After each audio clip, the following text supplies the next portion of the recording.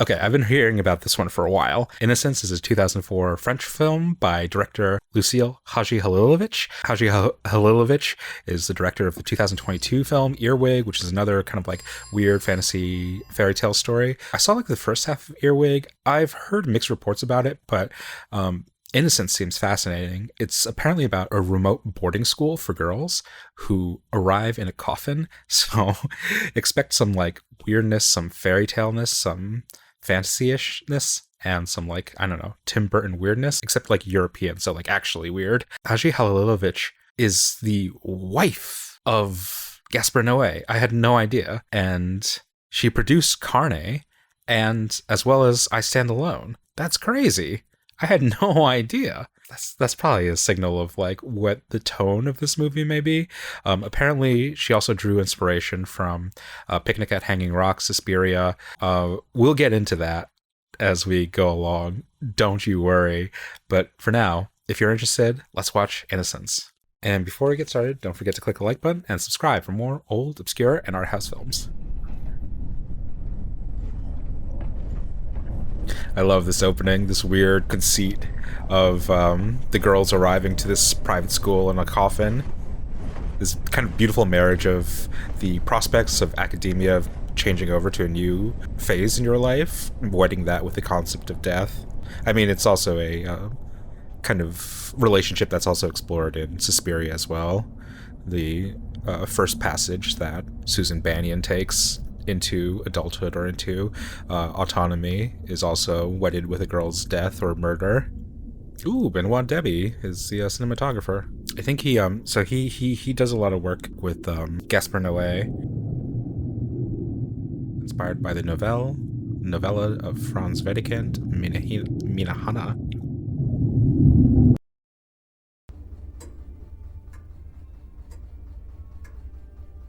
I like these kind of early depictions of like a boarding house or a manor or somewhere that has like a lot of occupants when the building itself feels like it's waking up.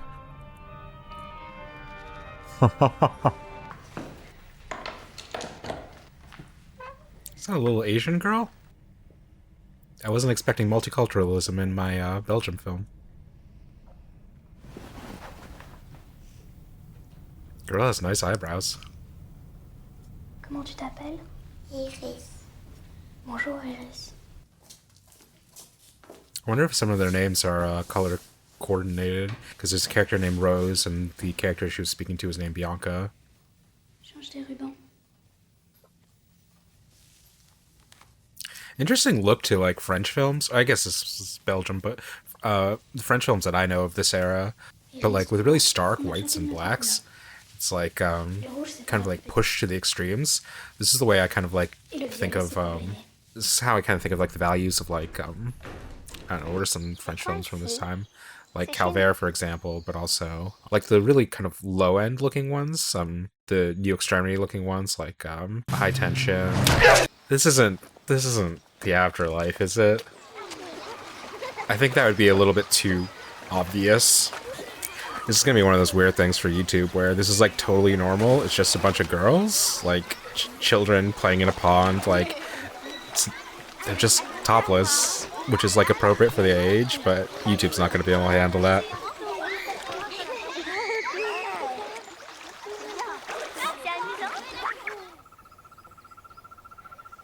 Make a little note for use of reflections in some of the shots. Not that it necessarily means anything, but, you know, sometimes the cinematographer likes their reflections. See, Days of Being Wild. Faut rentrer à la maison. C'est ici ta maison maintenant. Et on va me chercher. Mais non. Et si mon petit frère va me chercher? Mais non. It's an interesting kind of feeling or atmosphere that's being cultivated. The, like, feeling of unease, being away from home, being in a new place. Like when the first night when you're at summer camp or whatever, the noises feel foreign, they feel like they're coming out of nowhere. You're adjusting and acclimating yourself to every single creak and groan. And even if it's a place that you're welcome to, there's this like underlying feeling of menace or suspicion that pervades. Bianca! Où tu vas? Je peux pas te le dire. Pourquoi? Parce que Je veux aller avec toi. c'est pas possible. Pourquoi? Parce que Pasca. This is what Don't Worry Darling should have been. The use of the blacks is so foreboding. Tu sais lire le roman? Ici, c'est très important. Tu sais compter? The caretaker's just watching them from a distance while they play all these games that keep them entertained, but also like instructs them on numbers and reinforces numbers to them.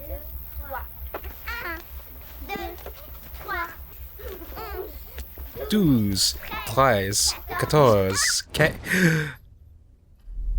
It's a really foreboding sound design, like almost as though you're designing for a horror film. There's this odd quality to the room tone that they have that has this little weird kind of like humming pitch to it. This weird kind of whistle.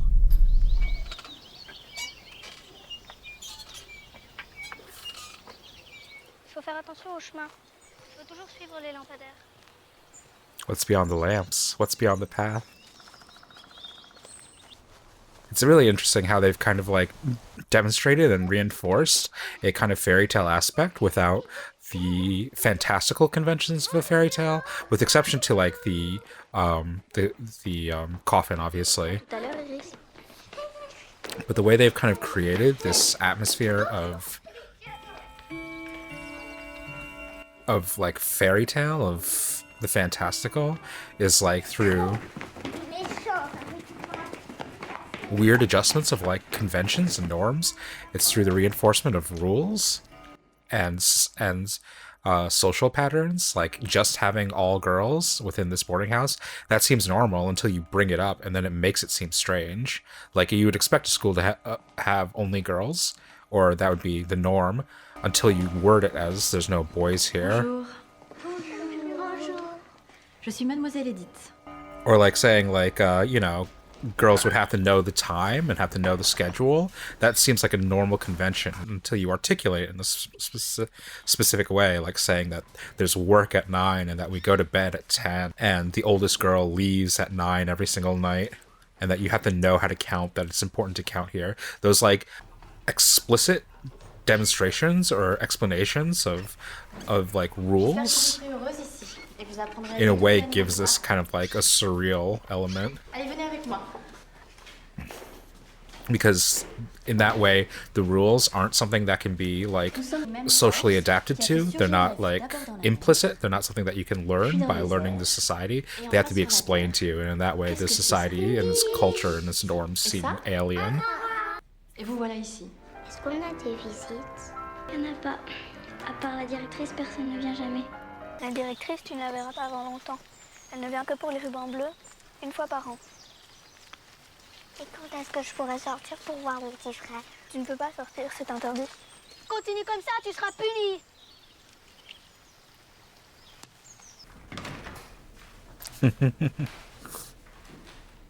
Vous avez la chance d'avoir été choisi pour vivre ici.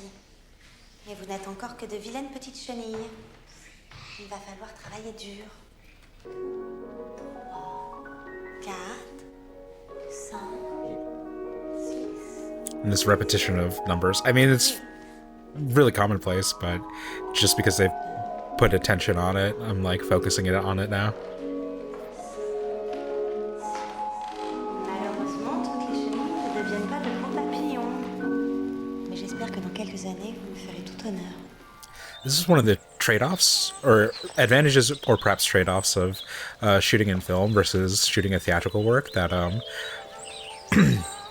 for various reasons, it would be difficult to run a production of this kind of play with children of this age, just in terms of the schedule and the rehearsals and the kind of like daily toll. But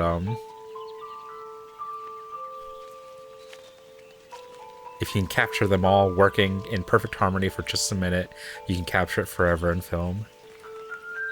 There's this beautiful kind of hypnotic quality that's taken in just like watching these girls repeat activities over and over again, especially in kind of like proximity to each other. Everything feels like a dance.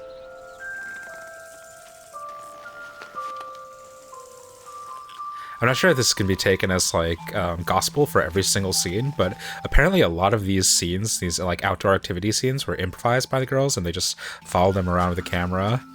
And it's really, really sweet and really beautiful to see that kind of improvisation and that kind of playfulness captured.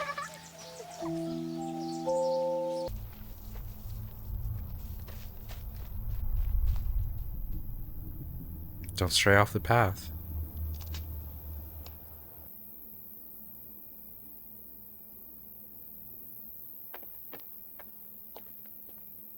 I really love the ways that they film, that Debbie and Lucile Hadžihalilović shoot that kind of like cuts off their heads. It's a weird kind of like distancing effect, but it also like kind of maps onto the way like a child would see certain things, like captured at a glance or captured from a lower height, only being able to capture images in like only capturing images partially. Oh no, it's a man.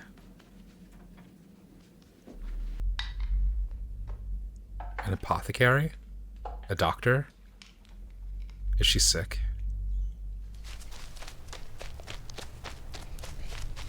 De sortir du parc ou non? Non.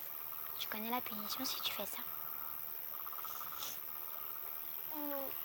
Tu es obligé de rester ici pour toujours et de travailler pour les autres. She has to become one of the servants. You know, it's a film that kind of adopts a similar strategy and a similar tone to this is The Lobster. This has a good kind of spiritual partner in the works of Yorgos Lanthimos. Tu vois, ici, c'est le mur qui entoure le parc.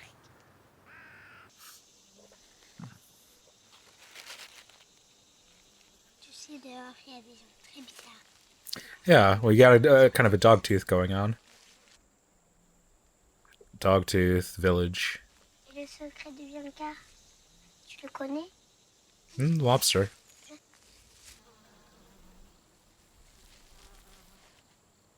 Was that underwear? C'est quoi le secret de Bianca? I won't be happy if that was underwear. On va faire un jeu.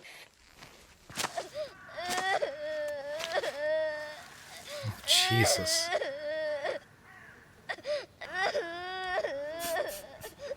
Cold-blooded.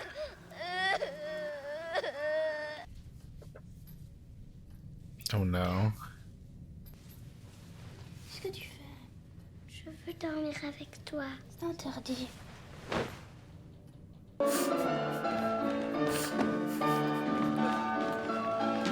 Little girls are cute. So incredibly uncoordinated. Qu'est-ce que tu t'es fait aux jambes? Je me suis fait mal un jour. Tu t'entends bien avec tes camarades? Oui. Surtout avec Bianca. Puisque tu aimes tellement Bianca, j'imagine que tu lui obéis. Oui. C'est peut-être difficile à comprendre, mais l'obéissance est le seul chemin qui mène au bonheur. Oh no.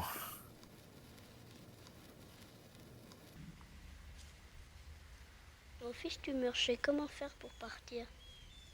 Comment? Tu devines pas? Non.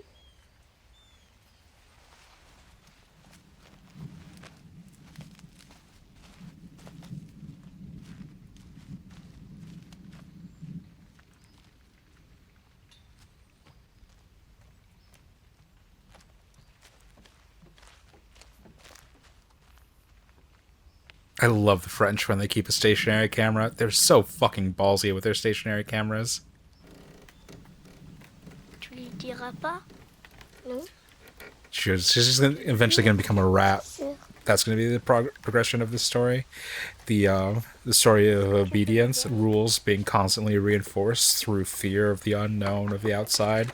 Even though the outside is what they desire, they want freedom, they want escape to a certain degree. As long as that escape is constantly negatively reinforced, as long as there's evil seen off of the path, they'll eventually be conditioned by fear into obedience. Use your legs. Oh no! I love the sounds of the storm as this is happening as well. The storm approaching. Are they going to be able to discover her body? Maybe they'll be reined in for too long and not realize that she's gone. And now the underwater shot has taken a new tenor, where it was previously like fun and playful, and them relaxing and having leisure time in the lake or the brook. Now it's dark and ominous.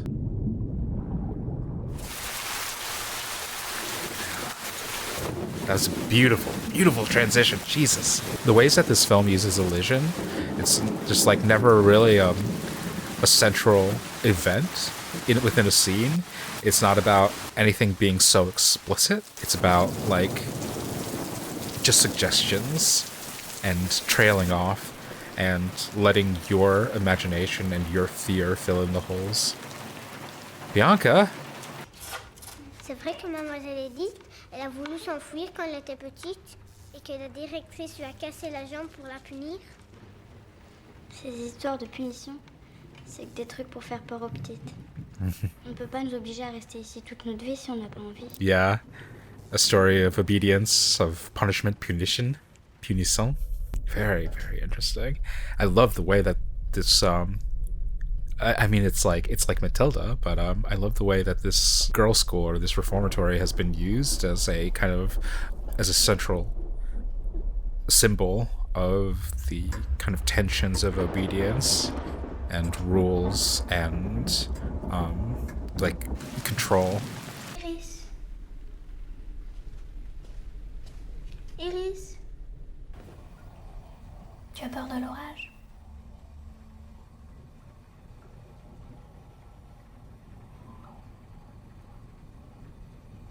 Laura a pris la barque.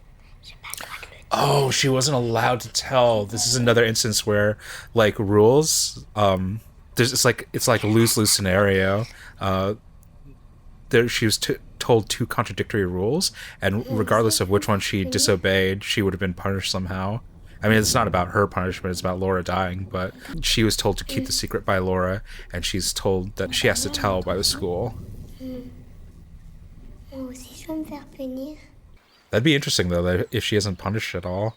If because we don't actually see a lot of punishment going on. Oh, we see that one kid beat her, but if all of this is kind of like self-reinforced and self-regulated through like pain, through fear, and through trauma.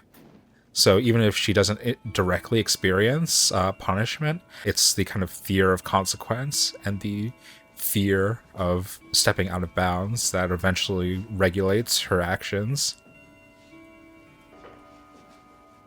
And again, another system is being employed. They've formed a line, a queue, in order to witness this dead body. And it's simultaneously like rule affirming and rule breaking, because they shouldn't be watching the body, but they're doing it in an orderly manner. Where did I see this before?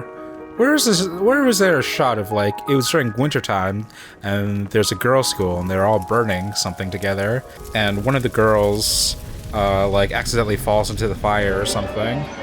Where have I seen this before? Eva, calme-toi.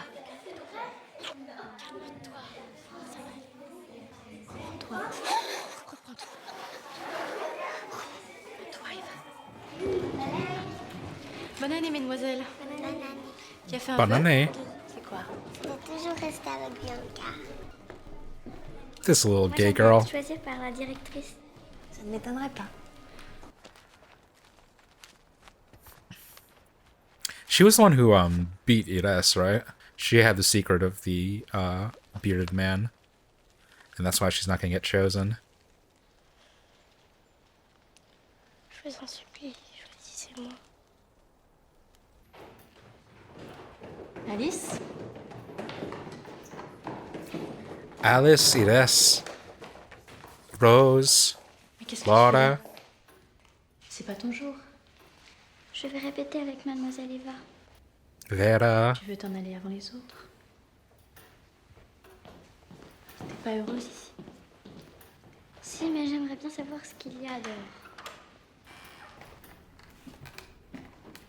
Est-ce que vous en savez? Oh no. Espèce d'handicapé. These girls have to wear a lot of disappointment in their hearts. They can't let any of it out. It's very repressed. Another interesting, I mean, like, I just, like, thought of it because of the, tries to come up with the name of study of butterflies based on the collector. What the heck is it called? Phlebotomy? No. But it makes me think of Duke of Burgundy as well. Has this interesting kind of like tone that plays around with plays between the real and like the fabulistic.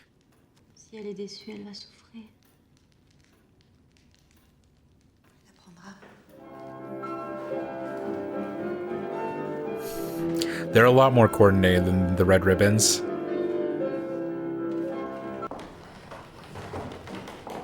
Really?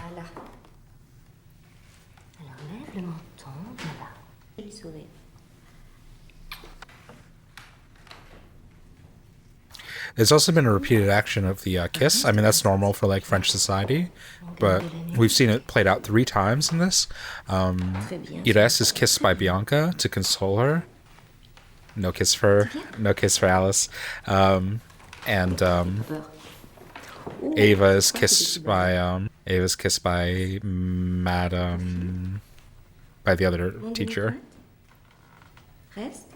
Montre-moi tes dents.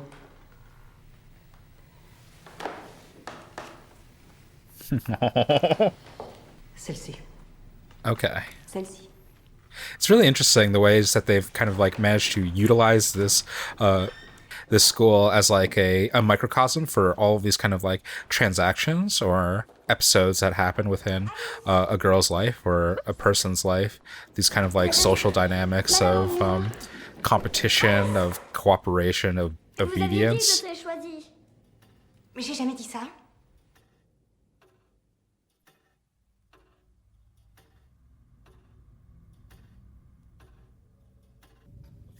Like that selection of the girl with the blue ribbon between her and the other girl felt like the real like process, whether in like an audition or in a job interview or I don't know, whatever else, whatever other competitions one has in one's life where one falls short by no other feature, by no other factor other than whatever ineffable quality that is one's personality or some other characteristic that can't be changed, that can't be accounted for, that's completely out of your control. It's really interesting. I don't know, like in its very quiet, very staid kind of way, the movie's very interesting and kind of exploring how like whether these systems are self-generated or if there are actual like outside influences that are creating these conditions. Like, who's creating this disappointment in the girls? Who's creating this desire to get out? Like, they're being cared for, they're being fed, they're being well maintained. What's driving them to want to get out, and what's driving them to feel like disappointed that they can't? Like, who is telling Alice that she's not good enough? Is it something that she's told herself as a result of these like circumstances not working out the way that she wanted to? Or is the school, is the headmistress or Eva genuinely making a value judgment on her, saying that she's not good enough or that she's not meeting a particular standard? Because there's an argument that she created the desire to want to get out of here, that she created the feeling that she was going to get selected, but that's also something that had been coached or at least primed to her by Eva. Like, who created the sense of like rules and their reinforcement between Ires and Bianca and Alice? Like, what drove Alice to beat Ires? Was it something that was coached to her, that was reinforced into her by the constructs of this school, or is it something that was inherent in her to begin with? Did she need to mandate or create that sense of order or those sense of rules or that sense of control? And has she really escaped? I'm interested to re-explore what Ires saw when she first followed Bianca and she went off of the path. And you like hear sounds of guns. I guess what I'm asking is like, do pigs create themselves? Do cops create themselves? Is there something inherent in the human soul that wants to dominate other people and control other people? Or are they placed within a system that is gently driving them towards that direction? Is the school inherently oppressive? Or are they creating that oppression inside of themselves? I mean, as soon as I say that, they say some shit like this. That's like the school is creating these conditions, an atmosphere of silence, an atmosphere of control, an atmosphere of whatever. But you could see it from the instructor's point of view, where they're like, something terrible has happened, and we don't want to cause too much fear and hysteria in these kids, and so we just don't talk about it. Cette fois, c'est tout votre corps qui va se transformer. Désormais, tous les mois, durant quelques jours, vous allez perdre un peu de sang. It's an interesting kind of example of metamorphosis as well, showing them the butterfly or the moth that hatches out of the cocoon, because it tells actually a story of how this school views metamorphosis and transformation in these girls, that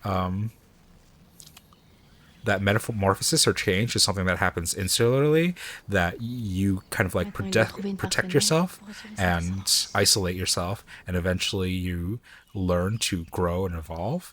And it's kind of a different like pedagogical or nurturing construct than like a school that would inspire, like that would encourage like communication or dialogue or trying to meet these kids at their own level. The philosophy of the school is set a lot of different instructions, set a lot of rules, a lot of systems, and eventually these children will grow into those systems. She's undergoing a metamorphosis as well. Tu vas voir, ça va bien se passer. Allons-y.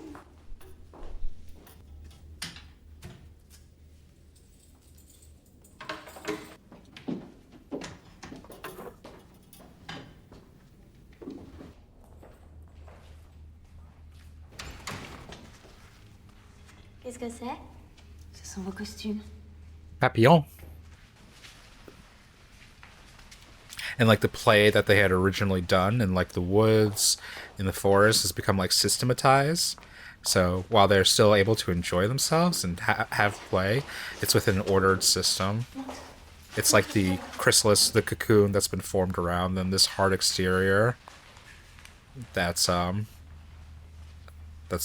protected them, but it's also shielded their inside and denied it exposure. Continue, Nadia. These weird moments that become increasingly metaphorical. Qu'est-ce que c'est que ce bruit? It's people. Il est absolument interdit d'ouvrir le rideau. Like the display or the performance of femininity.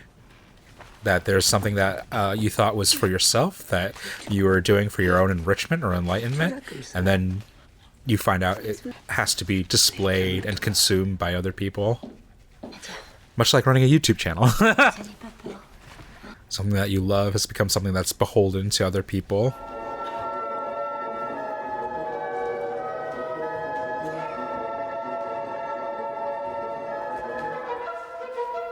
And the camera's just so far away from them now. It's so divorced from their actual experience of what they're doing. And it's become something that's like consumable and like judgeable. Something that's like you're evaluating the quality of, as opposed to enjoying the experience of.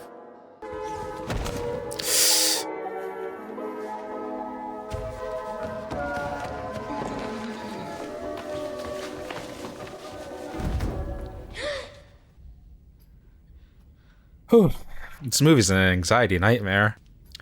All of the anxieties you have about school, about work, about being in the outside world, about being away from home, just stuffed into this oddly quaint, not quite comfy film. Qu'est-ce qu'il y a?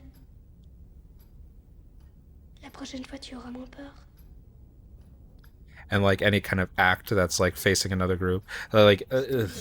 The messy comparison is to sex, that you'll like it more the next time, that you're obliged to it, that you're gonna keep on doing this thing that you don't enjoy until you make your peace with it, like sex, like work, like school.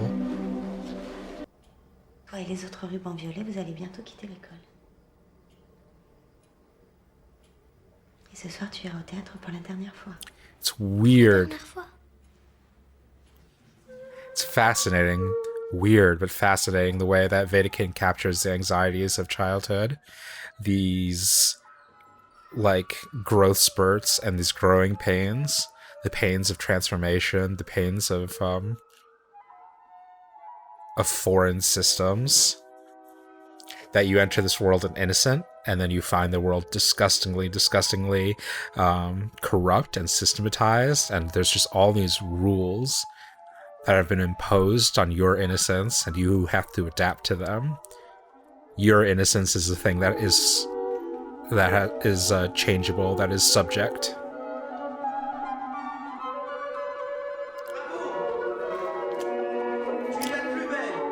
Oh. Disgusting. And despite them like being in this school together, despite them all having like sharing each other's company and each other's experiences, it's a weirdly isolating film. Their experiences are weirdly divorced from each other, and they can't like express what's happening, what their individual experiences are, what their individual failures and disappointments and disconnects or incomprehension of the worlds are to each other, because they have to maintain this facade with each other, this hierarchy of the older girls know more than the younger girls, and have to teach the younger girls and have to comfort the younger girls. And these older girls all have these same fears in them, increasingly more complicated, more dangerous fears.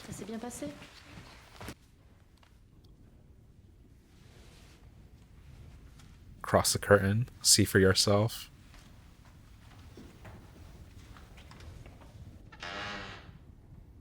Oh my god, I love that image. The image of the shut door, Jesus Christ. There's a Grier film, Alan Rob Grier film, that's, I think, powerfully kind of captures that. What's it called?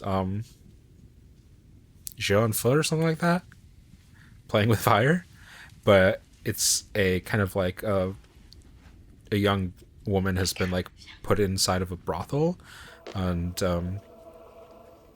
there's like a labyrinthine quality to it, that she's constantly kept in rooms and behind doors, and when she tries to search out the place and tries to escape, it's always like seeing locked doors or seeing people disappear behind doors. It's the same kind of imagery, I think, that's expressed in like Alice in Wonderland as well.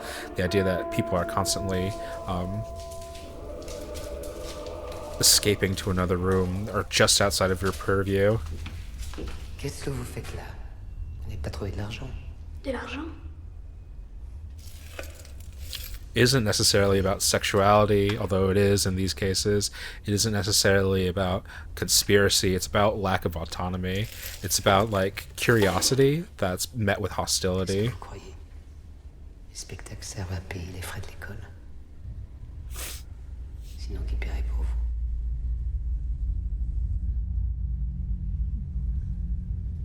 Toi,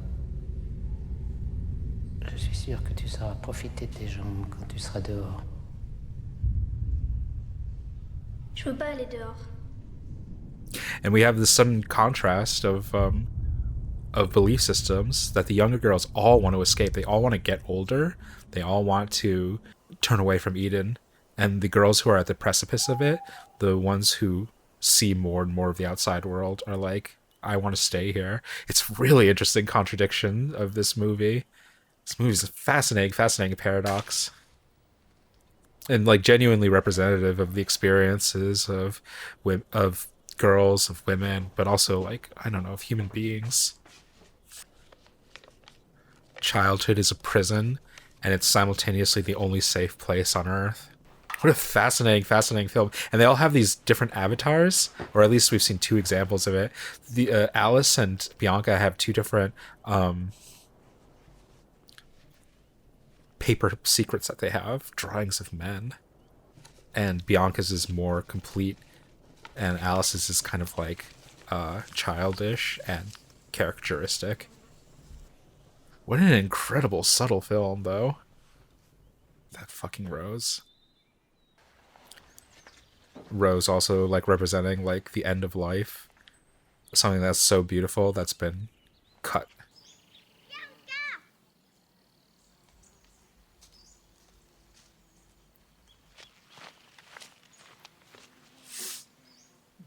Bianca, qu'est-ce que tu as? Laisse-moi tranquille. While it's not like directly, I don't know if it's like directly saying this necessarily, but the way she self-harms is also with her legs. It's a fucking gnarly manifestation of like all of these like weird traumas and these weird psychological entanglements. She swings with her legs to harm herself because her legs are her operable feature in the outside world. It's a beautiful film, Jesus. And that was actually like the first, one of the earliest kind of like connections made between Bianca or between the girls and Ires, that in teaching her how to swim, they taught her that she had to use her legs.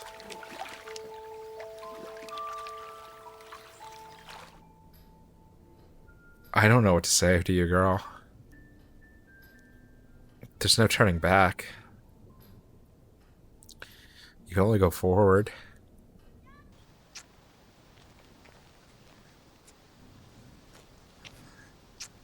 Oh, wow.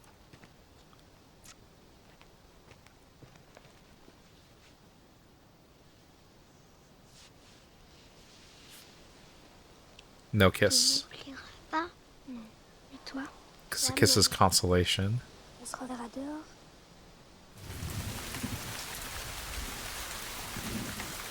It's hard, man. It's a hard movie. Ooh!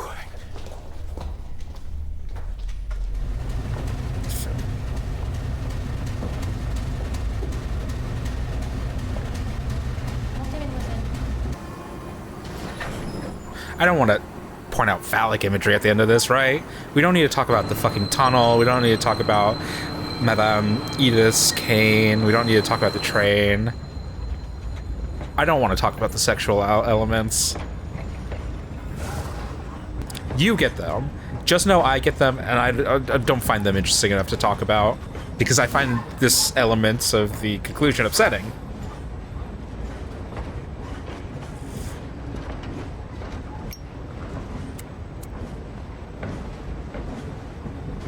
Mademoiselle,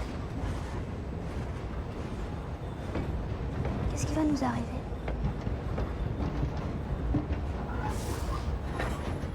Ce qui est sûr, c'est que tu vas nous oublier très vite. I think that's true. Yeah. And so the key is used to open the next coffin. Have they become the crones? I think that'd be a weird ending, but I'd be relieved. That'd be a safer ending than what I suspect.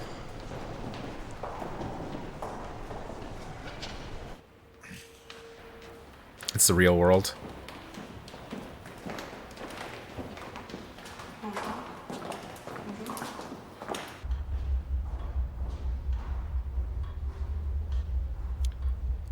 They're walking down a lighted path like they were in the forest, but now it's in a building.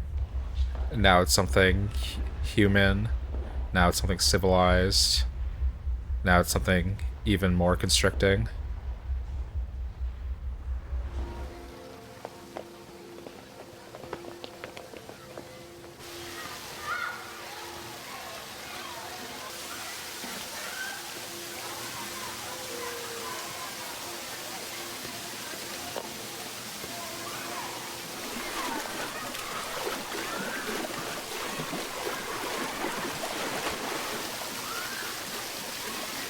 it's funny that what is such an innocent act for them, something that they're accustomed to, based on their environment, has become like so lewd in this reframed, like, civilized environment.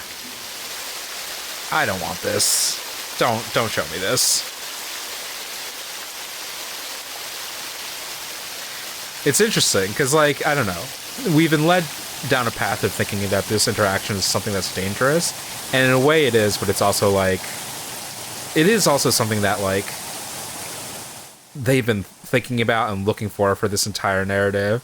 It's been placed in such an interesting kind of, like, crossroads, because it's realistic to the experience of, like, puberty and to sexual attraction, that it's something that's dangerous, very, very dangerous, but it's also something that you want.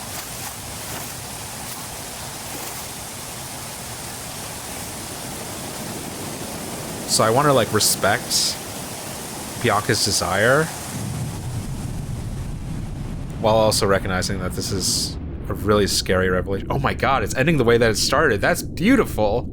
I never would have expected. And that was also the transition to the storm as well. Oh, that's powerful.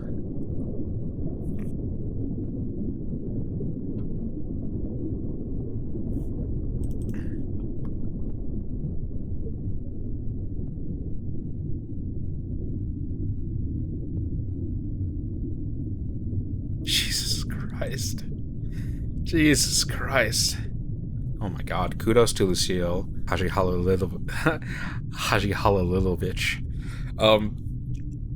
Haunting work. Astounding work. I think if you like The Lobster and the works of Yorgos Lanthimos, this is like prime real estate for you. You should definitely check out this movie.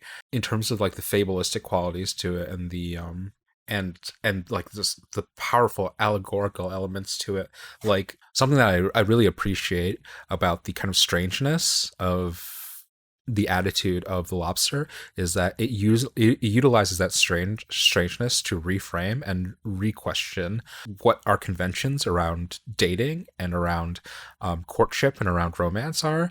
Like, if we take the same conventions and then put them within an exaggerated or a literal setting, how weird those rules or those conventions are. Similarly, I think this movie utilized the allegory of the school as a powerful, overarching metaphor, allegory for the bliss and discovery and pains of childhood, of innocence, of especially feminine innocence, and the exploration of childhood femininity, of puberty, of female friendship, and ultimately of sexuality. Like, all these kind of, like, conventions are kind of questioned within the framework of this film. Like, questions about who rules are set to protect. If not to protect children, then who? It's to protect parents and institutions that control children. And what are the arts for? Is the arts about expression? Is it about freedom? Or is it about systematizing that feeling of creativity, that feeling of energy, and creating a product, something to be consumed and presented to men? It's just, like, fucking damning portrayal of the arts, and specifically of ballet. And, like, what is the purpose of obedience? Does obedience save us? Does obedience destroy what's inside of us? Because there's clear instances where girls defy the rules and defy things that are designed to protect them, and they fucking die, and that's horrible.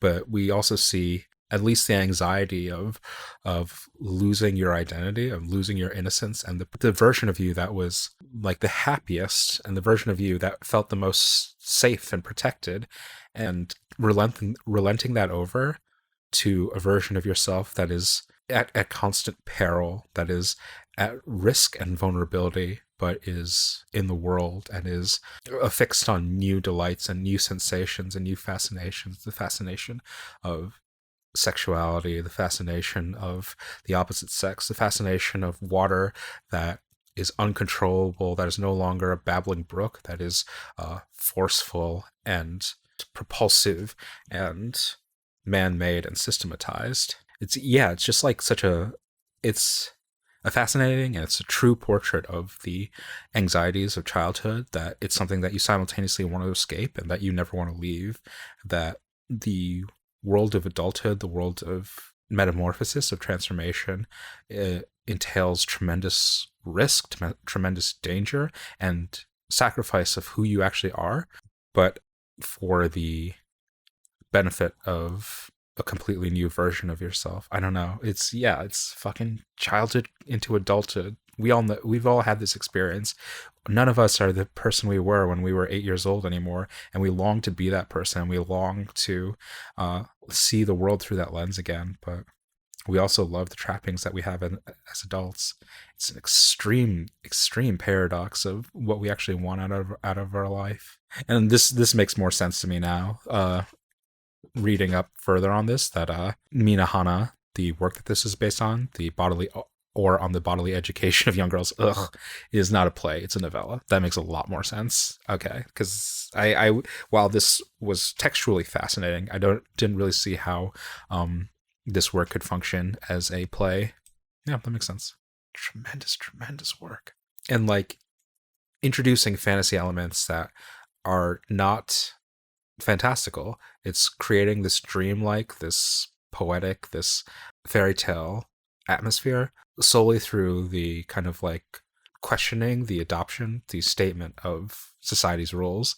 It's the world building at the beginning of any kind of like fantasy novel, or the moral at the end of any child's fairy tale. Like, it's the reinforcement of a rule. The statement and reinforcement of the rule is what actually creates this fantasy setting. It's really interesting, also kind of paradox, that fantasy, that fairy tales create their dreamlike atmosphere through the systemization and codification of rules. That's really weird. Yeah, just another one of those eerie contradictions of this movie. I really recommend you check this out. This is fascinating work. Wow. Yeah. If you like The Lobster, if you like The Duke of Burgundy, if you like Playing with Fire, if you like Spirited Away, I think this is a fascinating conversation piece to go along with them, companion piece to go along with them. Yeah, that was Innocence. What a tremendous work. I like a supremely fruitful collaboration. Lucile Hadžihalilović and fucking 120-year-old Frank Wedekind. Wedekind is such a kind of like a special talent for observing the pangs of childhood. I mean, he's most well known for Spring Awakening, and we are probably going to check out another one of his works on this channel if we haven't already. So yeah, look forward to Pandora's Box. In the meantime, don't forget to click the like button and subscribe for more old, obscure, and art house films. And until next time, keep watching good movies.